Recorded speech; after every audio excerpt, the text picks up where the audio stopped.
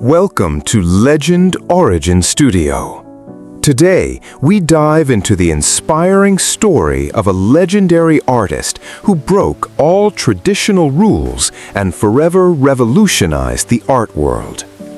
From a restless schoolboy wandering the coastal town of Le Havre in France to becoming one of the pioneers of the Impressionist movement, his journey was anything but easy.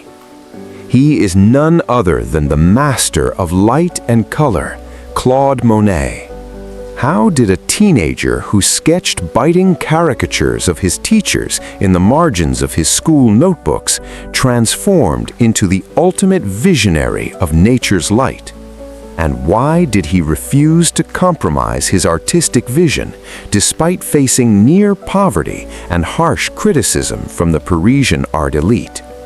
Let's immerse ourselves in the thrilling life of Claude Monet, right here on Legend Origin Studio.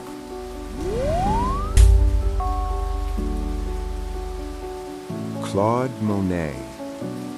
The year was 1851, and the salt-sprayed coastal town of Le Havre, France, served as the backdrop for the early, restless years of a young Claude Monet. To the casual observer, he was just another schoolboy wandering the harbor. But to those who peered closer, he was a soul already possessed by the visual rhythm of the world. While his teachers at the local secondary school droned on about mathematics and classical history, subjects that Monet found stiflingly detached from reality, he was busy in the margins of his notebooks. He was not taking notes, he was observing. Monet's hands were perpetually stained with charcoal.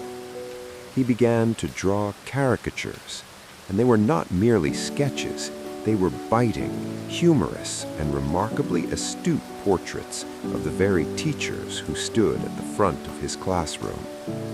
He possessed an uncanny ability to identify the defining quirk of a face, the tilt of a nose, the heavy set of a jaw, the nervous twitch of an eye, and exaggerate it with a few swift, confident strokes. These drawings were the first manifestation of his genius. They were not born of academic instruction, but of raw, untamed observation. Word of the boy's talent spread quickly through Le Havre. Soon, local shopkeepers, recognizing the wit in his work, began to display his caricatures in their windows. It was here, in the bustling trade town, that the teenage Monet found his first taste of independence. He began to charge a small fee for his portraits, a practice that shocked his father, a man who saw no future in the frivolous pursuit of art. His father, Adolphe, was a man of commerce, deeply embedded in the shipping business.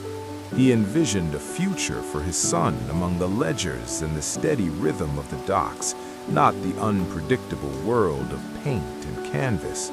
This created a deep, simmering tension in the Monet household. Claude felt the crushing weight of his father's expectations, yet he could not silence the urge to draw.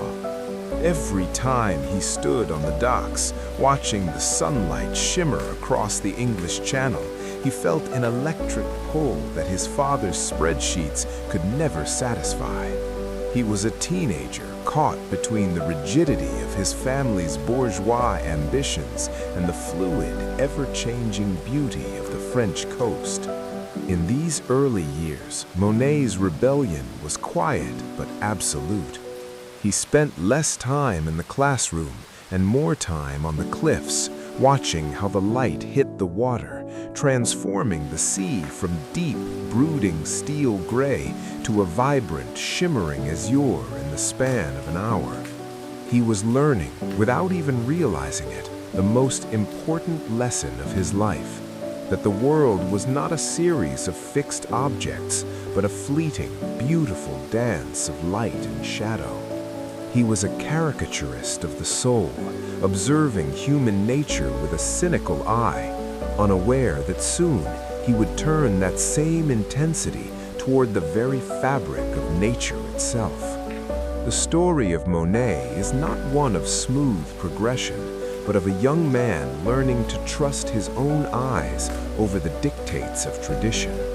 He was a boy who refused to be told what was beautiful, choosing instead to find truth in the sharp lines of a caricature and the soft light of the Havre shoreline. The turning point in Claude's teenage years arrived when he crossed paths with Eugène Boudin, a local marine painter who would become his most pivotal influence in his young life. While the townspeople of Le Havre saw Claude's caricatures as amusing diversions, Boudin saw something different entirely. He saw a budding artist with a rare, instinctive grasp of form. Boudin was a man of the sea and the wind, a painter who championed the radical idea of en plein air, working outdoors directly in front of the subject. At the time, this was considered deeply unconventional. The elite art academies of France insisted that true art should be produced in the structured, dim confines of a studio where light could be controlled and subjects could be perfected. However, Boudin invited the skeptical, rebellious teenager to join him on the rugged Normandy beach. It was here that Claude's entire perception of the world began to fracture and reform. Standing on the sand with the wind whipping at their clothes, Boudin challenged Claude to look beyond the surface of the landscape. He pointed out how the sky was never just a flat, static color, and how the water was a mirror that constantly changed its mood based on the passing clouds. Under Boudin's tutelage, Claude began to shed his cynical, sharp-edged gaze he had developed as a caricaturist. He learned to soften his focus, to observe the interplay between the moisture in the air and the light on the horizon. These long, arduous hours on the beach were a baptism by salt and light. For the first time, Claude experienced the thrill of mixing paints to capture the infinite, fleeting shades of the English Channel, the transient blues, the bruised purples, and the blinding whites of the sea spray. This mentorship was the bridge between Claude's childhood rebellion and his future destiny. He realized that the world wasn't made of solid, unchanging objects, but of light and color that transformed with every passing second. As he watched Boudin work, he understood that he was no longer interested in the static perfection of a studio portrait. He was falling in love with the fleeting, unpredictable beauty of the atmosphere. The boy from Le Havre was beginning to evolve into a painter of nature, learning the visual language that would eventually ignite a revolution in the art world. In his early 20s, Claude Monet made the inevitable pilgrimage to Paris, the undisputed heart of the art world. He arrived with a head full of the shimmering light of the Normandy coast and a heart set on revolutionizing his craft. However, the Parisian art establishment was far from welcoming to a young man with such radical notions. The prestigious art academies were dominated by a rigid adherence to tradition, where students were expected to focus on historical subjects, mythology, and a dark, polished realism that prioritized precise detail over emotional truth. For Monet, the experience was suffocating. He found the Academy's insistence on dark palettes and static, moralizing themes entirely disconnected from the reality of the modern world. He was a rebel at heart, possessed by a vision that rejected the boundaries of the studio. He wanted to paint the life he saw around him, the vibrant energy of the bustling streets, the casual elegance of cafe culture, and the raw, untamed beauty of nature. His refusal to conform to the established rules of the salon, the official exhibition that determined an artist's success, put him in direct and dangerous conflict with the artistic elite of the time. This period was one of intense hardship and persistent struggle. Monet often lived on the absolute margins, battling near poverty, hunger, and the constant sting of rejection from the art establishment. He was unable to afford high-quality paints or sometimes even enough food, yet his conviction remained unshaken. He found a vital sense of community among a small group of like-minded, frustrated artists who felt equally stifled by the status quo. Together, they spent countless hours debating the future of art in smoky cafes, fueling each other's desire to break away from the old guard. These years of alienation were critical. While he was being rejected by the critics, he was refining his own visual language. He was fighting to prove that his unconventional focus on capturing impressions, the immediate sensory experience of a scene, was not a lack of technical skill, but a superior, more honest way of seeing. The Academy saw him as a failure, but in the solitude of his small, sparse studio, Claude Monet was slowly building the foundation for an artist movement that would eventually force the whole world to change how it perceived beauty. This period marked the true birth of Impressionism, a movement defined by a radical departure from the studio and a fixation on the fleeting moment. Claude, alongside his peers like Pierre-Auguste Renoir and Camille Pissarro, began to turn their backs on the dark, controlled interiors of traditional painting. They sought to document the exact way sunlight struck a haystack at high noon, the shimmering transition of colors on a misty morning, or how a cathedral facade looked under the shifting, turbulent clouds of a stormy afternoon. For Claude, the subject itself, a building, a tree, or a pile of grain, was secondary. The primary subject was the light that inhabited that space.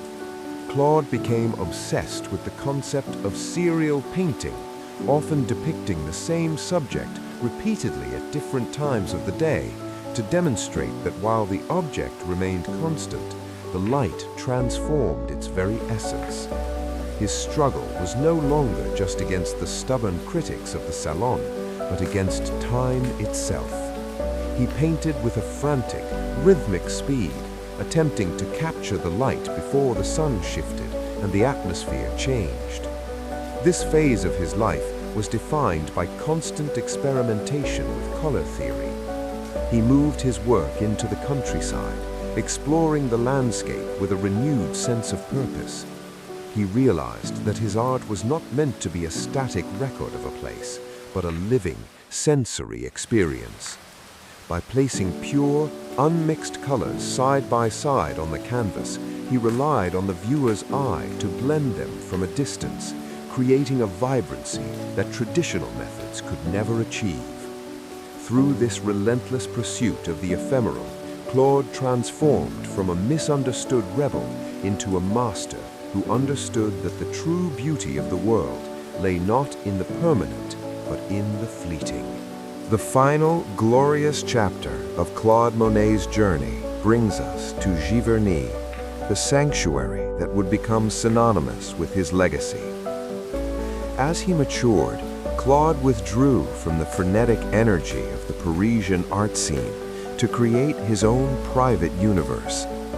In the quiet village of Giverny, he meticulously designed a massive, lush garden, complete with an iconic Japanese bridge and a water lily pond that served as his infinite well of inspiration. He had moved far beyond the reach of his early critics and the need for traditional, structured subjects. In these later decades, his work evolved into something profound and nearly abstract. He focused his entire being on the surface of his pond, documenting the delicate lilies floating amidst the mirrored reflections of the sky and passing clouds. He was no longer just painting a garden, he was painting the very sensation of light as it danced upon the water. His brushstrokes became broader, more expressive, and deeply layered, capturing a sense of rhythm and fluidity that had been his life's obsession. This period stands as a testament to a man who taught the world that there is infinite, breathtaking beauty in the mundane, provided one learns to look with enough patience and wonder. The teenager who once drew biting caricatures in a dusty classroom had transformed into the ultimate visionary of light. The birth of the master was complete, and he left behind a body of work that forever altered the human perception of reality, ensuring his voice would echo through the history of art for eternity. The story of Claude Monet teaches us that there is infinite, breathtaking beauty even in the most mundane aspects of nature, provided we learn to look with enough patience and wonder. His courage to trust his own eyes over the strict rules of tradition left behind a legacy that forever altered how we perceive reality. What inspired you the most about Monet's incredible journey? Let us know in the comments below. If you enjoyed this video and want to explore more fascinating stories of history's greatest icons, don't forget to like, share, and subscribe to Legend or a Gene Studio. See you in the next video with another legendary story.